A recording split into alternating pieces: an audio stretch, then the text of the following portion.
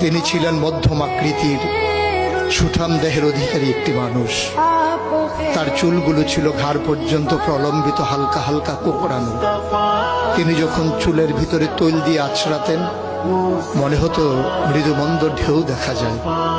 তার কপাল ছিল চওড়া, ভ্রুগুলো ছিল জোড়া ভ্রু, ধনুকের মতো বাঁকা। চোখের পাতাগুলো ছিল ফুটন্ত গোলাপের গোলাপি রঙের এক একটি পাপড়ির মতো।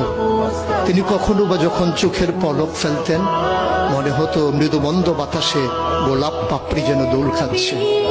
তার চোখের সাদা অংশ ছিল রক্তিমাভ সাদা, কালো অংশ ছিল কৃষ্ণ কালো। তার নাকটা ছিল খাড়া, নাকের ছিদ্রগুলো ছিল ছোট ছোট।